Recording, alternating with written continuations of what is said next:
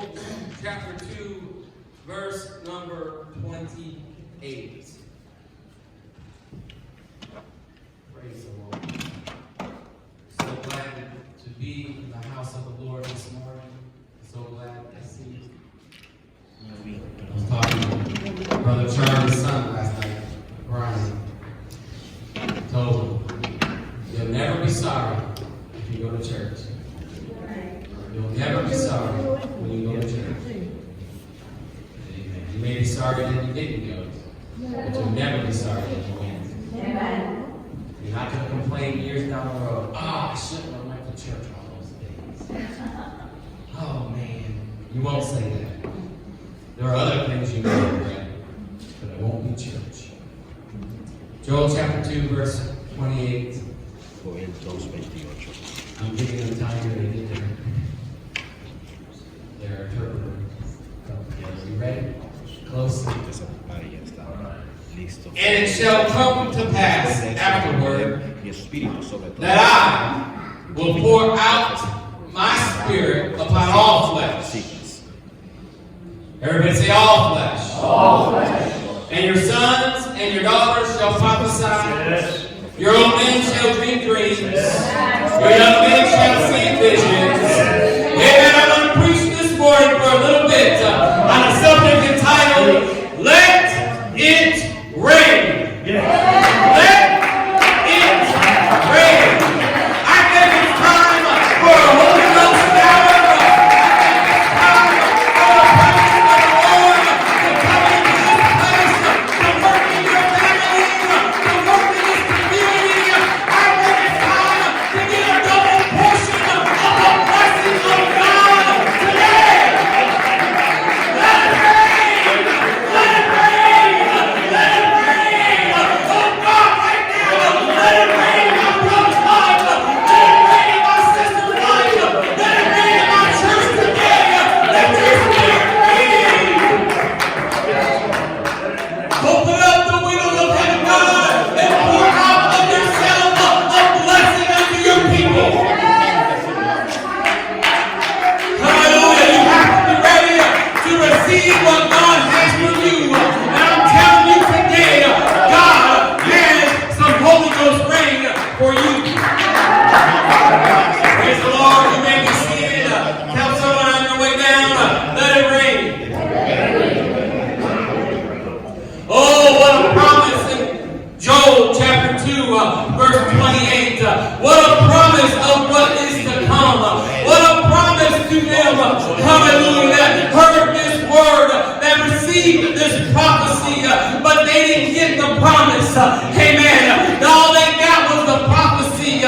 But today, we get the prophecy, Brother Star, and we get the promise. The Lord said, there's coming a time, there's coming a day, there's coming an hour when I'm going to pour out my spirit. I'm telling you, I'm going to pour out everything I've got. I'm going to give it everything I've got. I'm going to pour it out not just on the Jews, not just on the sons of Abraham, but I'm going to pour it out on all flesh. I don't care what part of the world you're from today. Hallelujah. What part of the world your people, your family comes from today. This promise is for you. This promise is for me. Amen. And it's for my sons, and it's for my daughters, and it's for your sons, and it's for your daughters. Hallelujah. How awesome is that you can bring your family to church. You can bring your children. You can bring your mother, your father, your wife, your husband, your aunts, your uncles, your cousins, your nephews, your nieces, friends, strangers. You can bring them all to church and you can say, look, you can have what I got.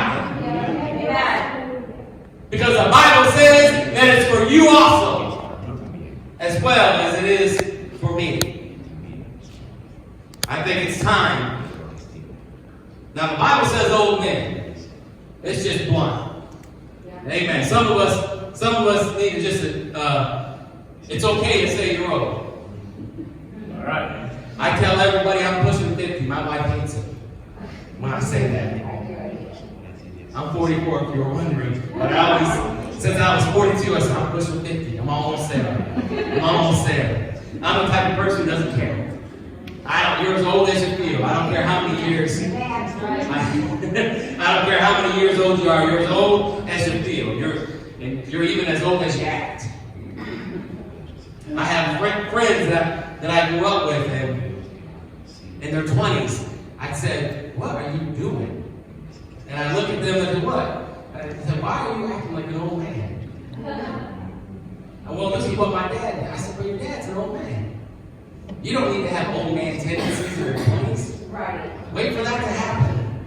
Amen. But the Bible says that your old men shall dream dreams. Thank God, and your young men shall see visions. It's time, old men, and it's time, young men, to start dreaming dreams, to start seeing visions. I want to hear about it. I want to hear the dreams that God has given you. And I want to know about the visions that God has shown you, because I want it to reign in this place. Amen. Not just today, but forevermore, for more time to continue. I want it to reign in here. Isaiah 44:3. For I will pour water upon him that is thirsty, the Lord said, and floods upon the dry ground. I will pour my spirit upon thy seed, and my blessings upon thy offspring. God is promising that if you're thirsty, he's going to give you water. And it's not just going to stop there. He's going to give it to your children. That's why it's so important that you come to church and you bring your kids with you. Amen. Don't drop your kids off at church. Bring them to church. Amen. Bring them to church because you want them to receive the promise. Rain. That's coming. The promise of rain is coming. But I'm going to, like all promises, there are contingencies. I don't know how to say this. There are rules. Amen. Right? To receive God's promise. And I don't want you to leave here today thinking that you can just live any old way, thinking that you can just do whatever you want to do and still receive God's promise. I know that sounds rough, but let's talk about it. Deuteronomy chapter 11, verse number 7. But your eyes have seen all the great acts of the Lord, which he did. Has God ever done anything for anyone here today? Has anyone ever experienced a miracle? Has anyone here today, amen, seen God do something amazing? Maybe not in your life, but in somebody else's life? Therefore shall you keep some of the commandments which I command you. No, that's not what it says, is it?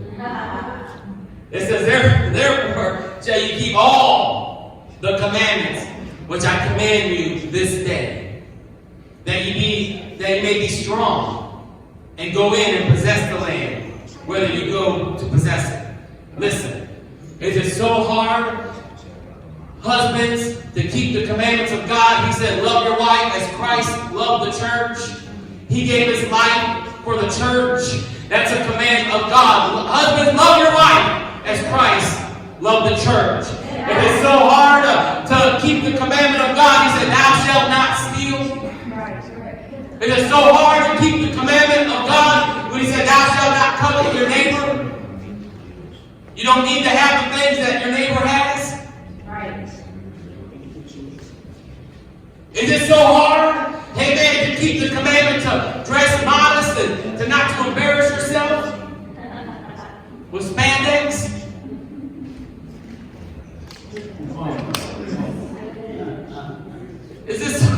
That shouldn't be hard at all. If you're honest, that shouldn't be hard at all. Amen. Praise the Lord. Is it so hard to keep the commandments of God? He said, love your neighbor. Love one another. Do unto others as you have them do unto you. Is that so hard? That you may be strong and go in and possess the land. whether you go to possess it. Don't make such a big deal about what the Lord requires of you. You get the better end of the bargain. Amen. You get the better end of the bargain. Hallelujah. We give just a little. Hallelujah. We give what we can give.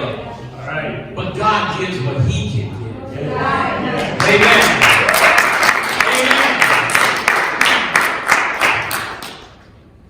I'm telling you, it's a lot easier to join the church than it is to join some other organizations. I remember a news broadcast where they were going through the gangs of California and Los Angeles, and they were filming them as they were getting initiated into the gang. You know how you get in the gang? They beat you in. It was a girls' gang, and this girl wanted to join this gang so bad. So they began the process of beating her up. And if you survive, you can be part of this gang, part of this family. And they had her on video, and her teeth were missing, her nose was bleeding, her face was all messed up. She was barely able to walk. And she looked up into that camera, and she said, I made it. I made it. I'm in the gang. I'm in this family. You think it's hard to live for God? Well, if we want to get beat in, we'll do it.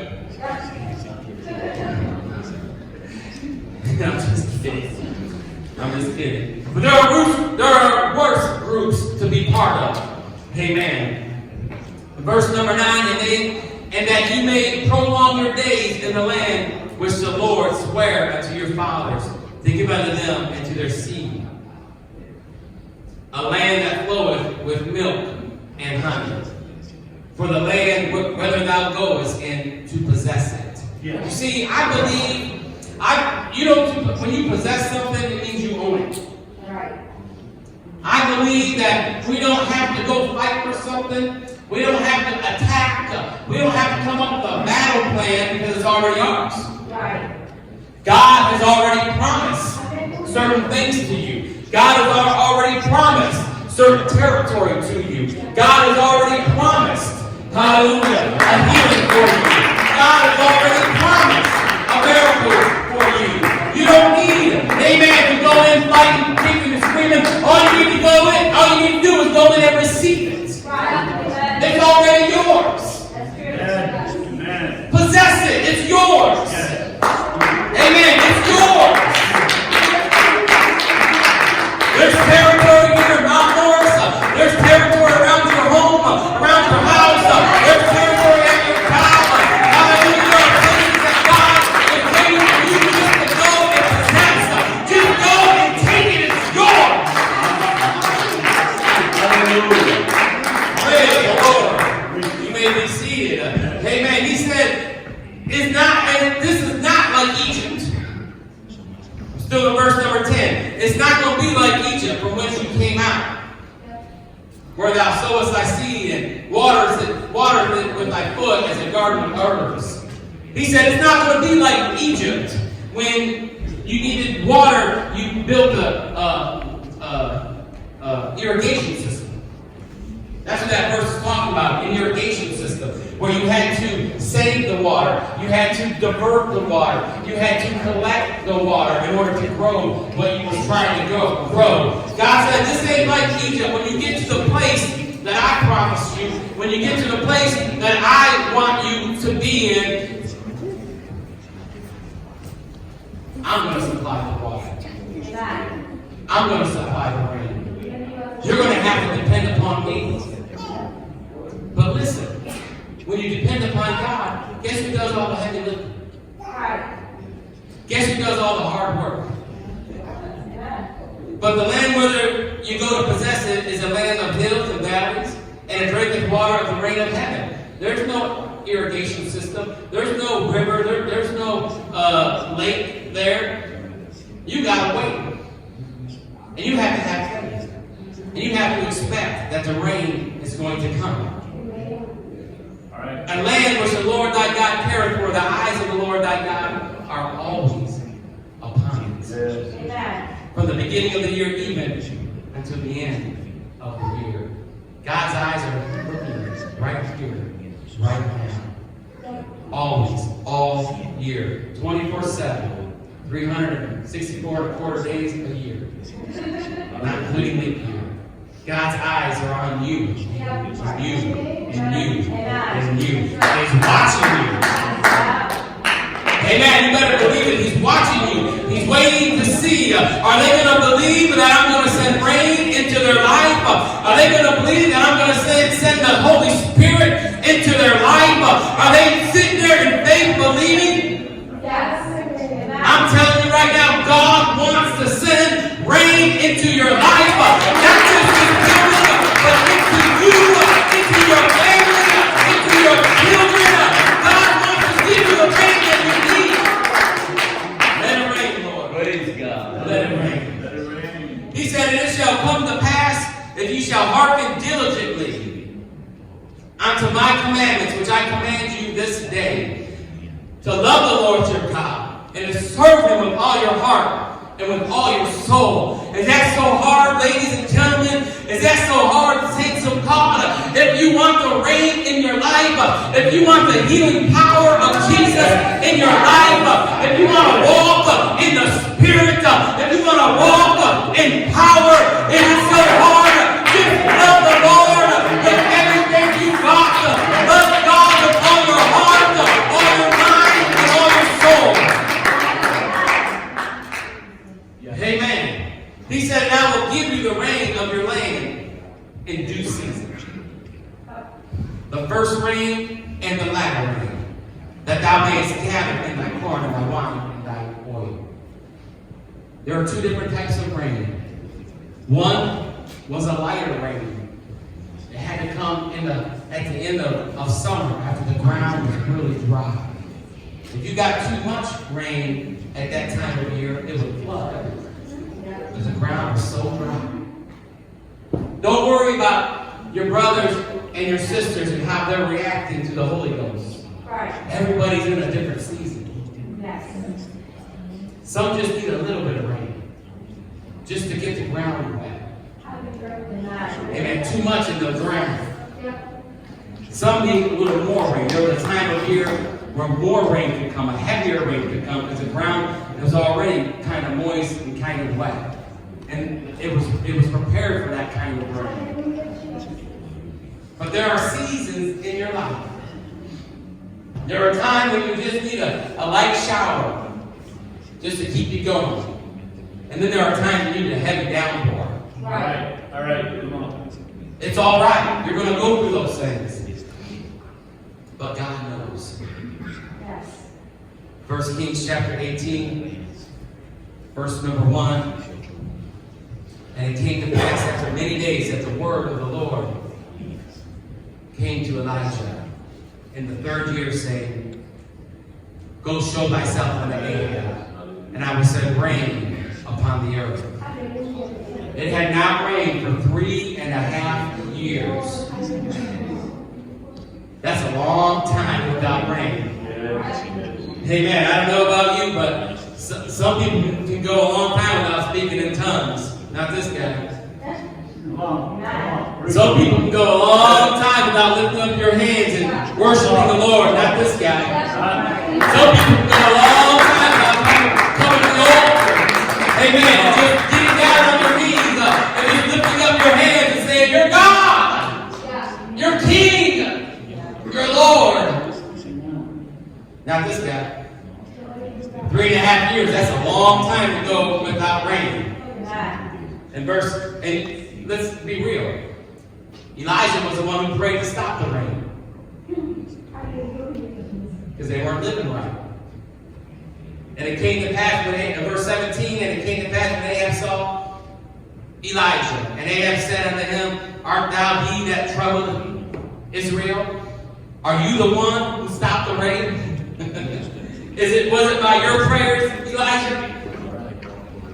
And he answered, and I have not troubled Israel, but thou. He said, but you have, and thy father's house, and that you have forsaken the commandments of the Lord, and thou hast followed Balaam. Listen to me, saints of God. Listen to me, guests, and listen to me, whoever can hear my voice. If you decide to turn from God, if you decide to turn your worship to something else, if you decide to turn your praise to something else, the rain will shut off. The rain will shut off. It will stop immediately. But let me tell you something. If you decide to turn back to God, if you decide to turn your attention back to the Lord who has made you, God will begin to open up the windows of heaven and pour you out a blessing that you cannot even contain. Praise the Lord. Elijah set up a challenge with these false prophets of Baal. He said, let's get an altar. Let's get a sacrifice. You get your bull, I'll get my bull. You go first. The false prophets of Baal, they went first. They prepared the altar. They cut the bull out. They put it on top of the altar. And the challenge was this. Let's see whose God answers by fire. Yes. Let's see who answers by fire. Yes. So, these false prophets of Baal, they begin to pray to the false god. Bring the fire. Bring the fire. Nada. Nothing. Nothing happened. So they begin to yell even louder. Bring the fire. Bring the fire. Nothing happened. So they begin to cut themselves and scream even louder for fire. Nothing happened. Then Elijah said, he is a god, right? Maybe he's busy. Maybe he's, if you read this, he says maybe he's in the bathroom. That's what it says. Maybe he's in the toilet. Maybe he's sleeping. You need to wake him up. He's a god, right? Where's the fire? There was no fire. When they finally got done and they got out of the way, Elijah said, okay, this is how we're going to do this. He said, get some barrels of water. He said, dig a trench around the altar, 3 feet wide. Elijah went, he rebuilt the altar, put the sacrifice of the wood on there. He said, now take the barrels of water and pour it on the altar. Yes. They did it. He said, do it again. Do it again. They did it again. He said, oh, that's good. That's nice and wet. Do it one more time. 3 times. Pour that water on that altar and on that sacrifice. Amen. He said, there's not going to be no doubt that my God answers by fire. You're not going to try to say, I think this. And then he prayed this prayer in verse 37. Hear me, O Lord. Hear me.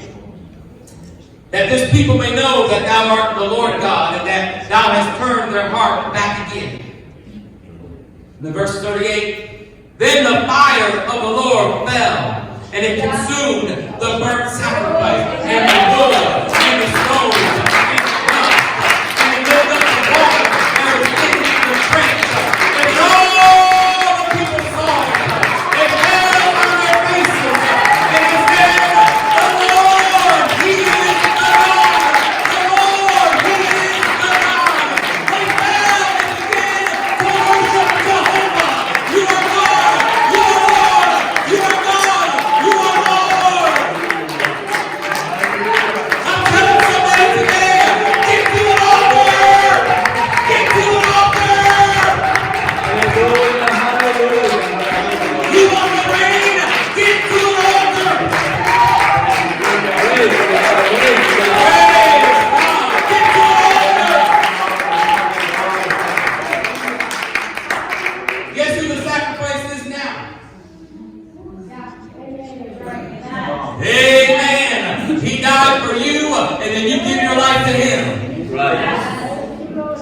Lord. You may be seated. So what they did was they purified themselves.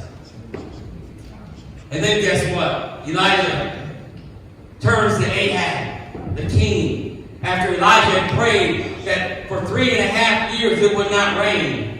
But the people repented. The people turned back to God. Elijah looked in verse 41 and he said to Ahab, "Get thee up, eat and drink. For there is a sound of an abundance of rain." Hallelujah. What is an abundance? It's more than enough. Hallelujah. What is an abundance? It's more than what you need. Amen. What is an abundance? It's something to share. It's something to give somebody else. Hallelujah. He told that king, "Get up, eat, drink. I'm going to go to the top of Mount Carmel and I'm going to pray and God's going to pray for me." Hallelujah. Hallelujah. Right now.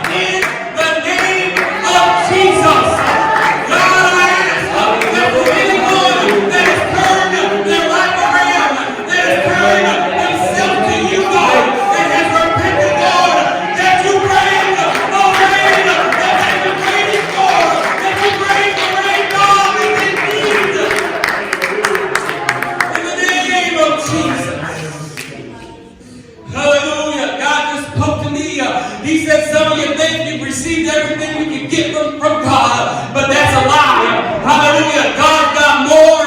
God's got more. God's got more. You haven't seen it all. You haven't seen everything that God wants to do. You haven't seen everything that God wants to do in your life. God wants to do more. Hallelujah. Oh, praise God. Hallelujah. Elijah said he didn't listen. There was no rain. There was nothing that would give you an indication of rain except for their faith. Yeah. He said, "I hear the sound of abundance of rain." So Ahab he went up in verse 42 to eat and drink. And Elijah went up to the top of Carmel and he cast himself down upon the earth. And he put his face between his knees. And he said to his servant, "Go up now, look toward the sea." And he went up and he looked and he said, "There is nothing." And he said, "Go again 7 times. What I think about when I read that is simply this. "Pastor, we need a miracle in our family." Okay, let's pray. Go and give me a report. "Nothing, Pastor. Let's pray again." Go and give me a report. "Pastor, we need a healing in our family." Okay, let's pray. Yes. Let's pray. Go and see what the doctors say. Yes. Amen. "Pastor, we need a financial blessing in our family." Okay, let's pray. Go to the boss and see if he gives you the raise that you need. Amen. Fill out that application. Let's see if you get the job that pays more money. Go and look again. 7 times. He said to the servant, "Go again. Pray again. Ask God again." In verse 44, "And it came to pass at the 7th time that he said, the servant came back. Behold, there arises a little cloud out of the sea, like a man's hand."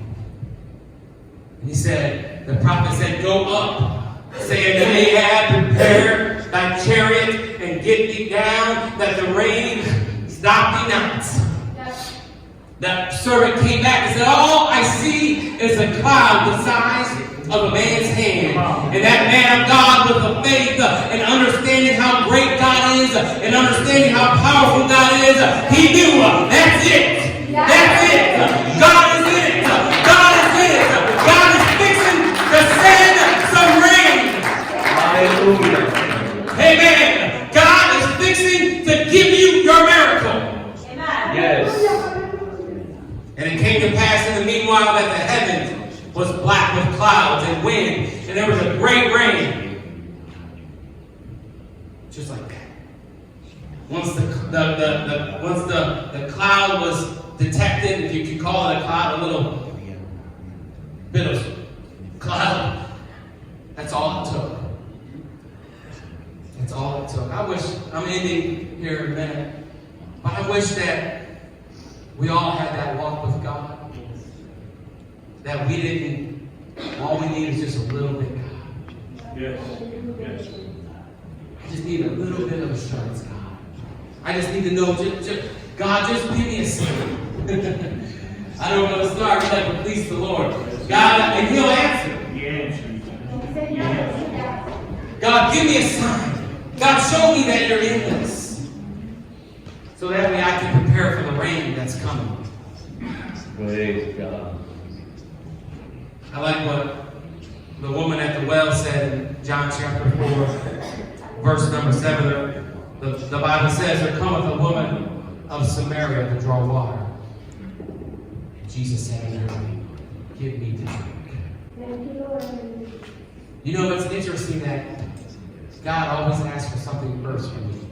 Right. For His disciples were gone away into the city to buy meat. It took all 11 of them to go get lunch. 12 of them. You don't understand why.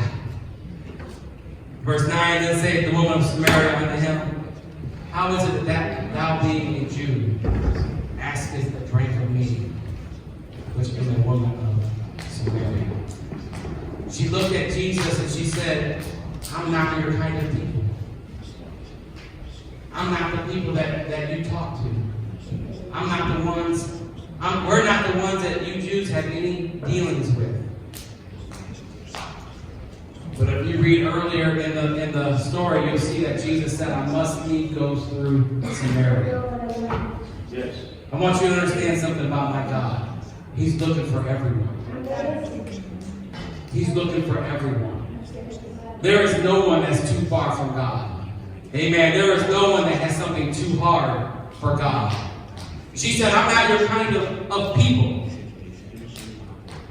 Jesus answered and said unto her, if thou knewest the gift of God, who it is that saith to thee, give me to drink, thou would have asked of me, and He would have given thee living water.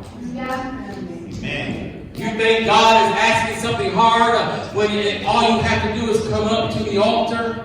All you have to do is come up to the altar in faith, believing, and receive what God has for you today. Amen. Yes. Will you stand with me right now? Yes.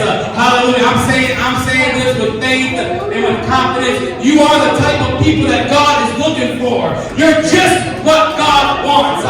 You're just who God wants to bless. You're just who God wants to send the rain in your life. You're exactly who God wants to give living water to. And I say this today. Let it rain. Let it rain. Amen. Let healing rain in your life. Let salvation rain in your life. Let revival rain in your life. Amen. Hallelujah. Hallelujah. I don't know if you got this, but there's an undertone of commitment in this message. There is an undertone of commitment. If you would commit yourself to God, His plan, His ways, if you would do things the way God wants you to do it, I'm telling you there is an outpouring of God's Spirit for you to have in your life.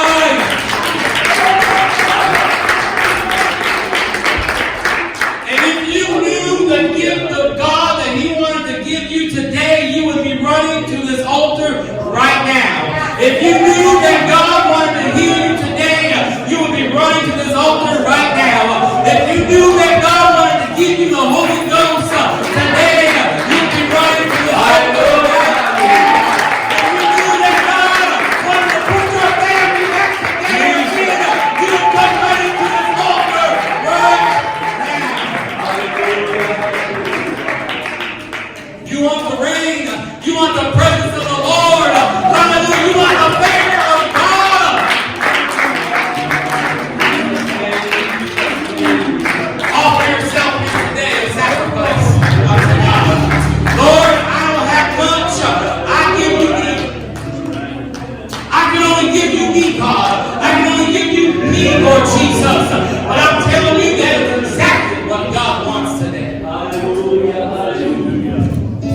Praise the Lord. Praise the Lord. I've got ministry. I've got ministers. I want my ministers to follow the Holy Spirit.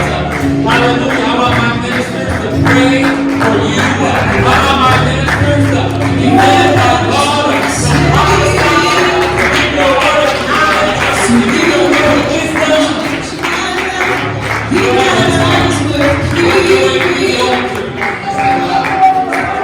Aleluya, hermanos, si viene el Espíritu Santo de Dios.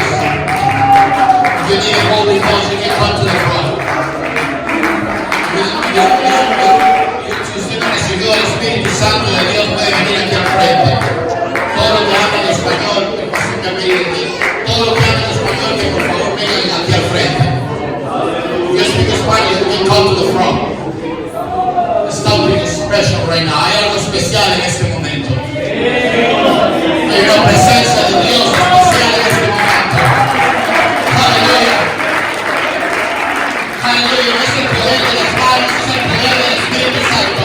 Es no the hands, es el power of the Lord. Aleluya. Yo le voy a pedir que tú levantes tus manos en este momento. Vamos unidos en este momento. Dios va a hacer un milagro. I'm going to feel the power of God. I'm going to feel something special right now. Hallelujah. I'm going to feel something special right now. Y necesitas un milagro. El Señor está en este lugar. Levanta tus manos en este momento. Right now. Oh Dios de la gloria, Señor Jesucristo. Oh Señor Jesús, en este momento, mi Dios. Tú te estás en el trono. Tú te estás sentado en el trono, mi Dios. Estás rodeado de los ángeles. Y tus ángeles están diciendo santo, santo, santo, santo. Oh Dios de la gloria, pero tu iglesia. Oh Señor, me conoce, Señor, como tu Dios. Somos tu Dios todopoderoso. Hallelujah. Hallelujah. Let's keep worshiping the Lord just for a moment. Amen. Hallelujah. I believe God has done what you need today. Amen. Let's just give God a shout. A shout unto the Lord.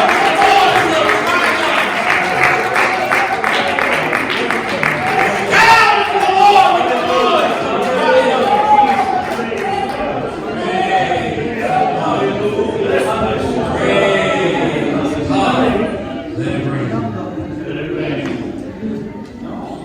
Giving God permission to rain His favor and His blessings in your life.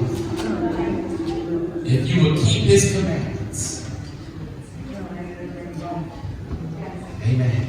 If you will keep His commandments. Love the Lord your God with all your heart, all your mind, and all your soul. I believe God is going to rain into your life His presence and His power. You're going to leave here today different.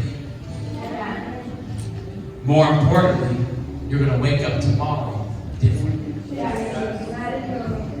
And the next day, different. Because you have been changed by the power of the Holy Spirit. God was always willing and able to do it. He's just waiting on you to make the decision. I'm going to live for you, God. He gave all on Calvary's cross. He's asking you to give all. Amen. Hallelujah. Praise the Lord. We love you today, God. Hallelujah. Hallelujah. Oh, you're so good to me, Jesus. You're so good to me. Thank you, Lord. Thank you, Lord. Thank you, God, for these people here today, God. Thank you, Lord. You knew who was going to be here, God. You knew who was going to be here, what they needed to hear, God. You ordained this service, Lord. Hallelujah. God spoke to you personally today. Thank you, Jesus.